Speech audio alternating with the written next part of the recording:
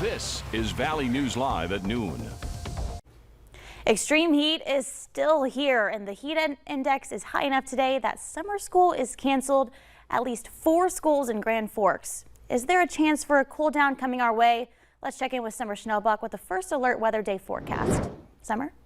Thanks, JC. The short answer, if there's a cool down coming, yes, but we have a couple of bumps to get over first. It's a double whammy first alert weather day. We're looking at excessive heat, number 1, for the majority of our area for most of the day, followed up by severe thunderstorms coming up later this afternoon and into the evening. So already temperatures are soaring into the 90s in the Southern Valley. We're at 91 right now in Fargo, 88 in Grand Forks. A little cooler out in Devil's Lake. We're at 70 with some rain showers, 89 out in Bemidji. And the heat index already 100 in Sisseton. So that heat is on again for today. Be sure you have ways to keep cool. That excessive heat warning will last all day long. It will expire at 1 a.m. So we're going to be dealing with this heat for another day. We could have heat index values or your feels like temperature up to 105 degrees in any of these areas that are shaded in the bright pink colors. So right through the Central Valley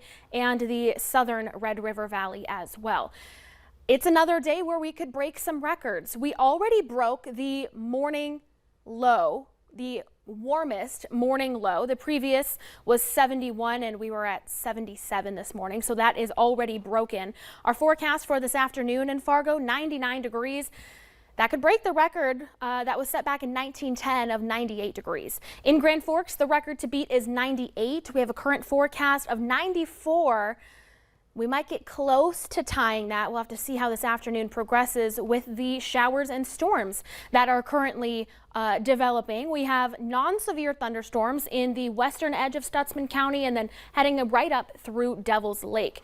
Again, non-severe, but we are expecting severe weather later this afternoon into the evening. Just a few moments ago, or minutes ago rather, the Storm Prediction Center did increase our risk for severe weather today. So we are in a level 3 out of 5 risk for some severe thunderstorms.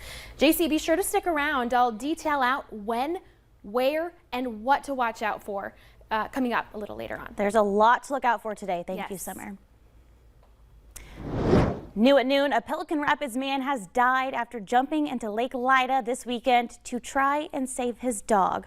The Otter Tail County Sheriff's Office says 48-year-old Eric Fife was boating with friends when he jumped off the boat. Fife appeared to be in distress and was struggling to stay above water. Deputies say a friend pulled him and his dog out of the water and began CPR until first responders arrived, but Fife died at the scene. Also new at noon, one woman is behind bars after a float down the Mississippi River turned violent in northern Minnesota last night. Officials with the Beltrami County Sheriff's Office say 2 groups of 25 people were tubing down the Mississippi River when a fight broke out. During the brawl, officials say a 20-year-old Aaliyah Goodman stabbed 21-year-old Raquel Cornizos in the arm. She was taken to the hospital for treatment. Goodman was arrested and booked into the Beltrami County Jail for second-degree assault and minor in consumption. Millions of Americans are off today in observance of Juneteenth, the nation's newest federal holiday. Juneteenth marks the date in 1865 when Union troops arrived in Galveston, Texas to announce that all enslaved people were free.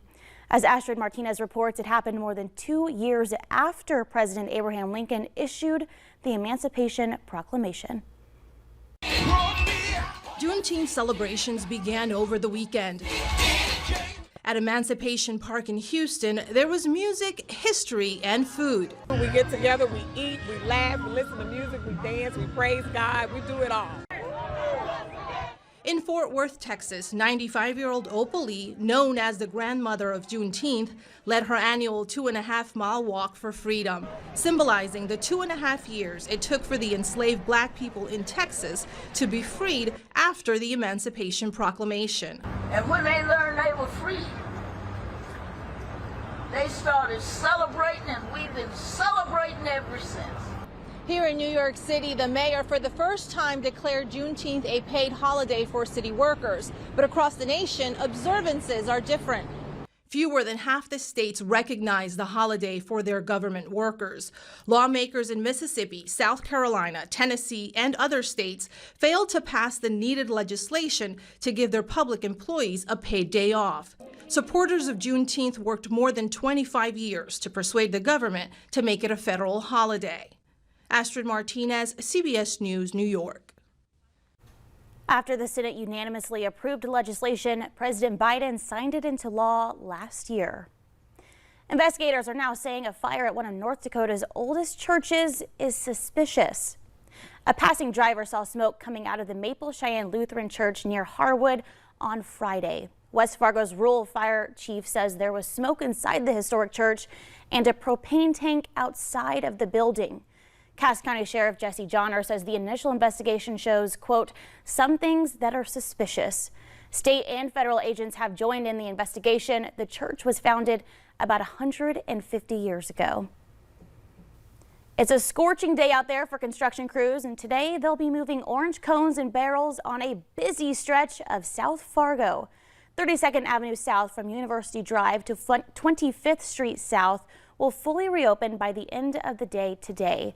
The stretch has been down to one lane for nearly a week as construction workers repaired the pavement from all those potholes and cracks.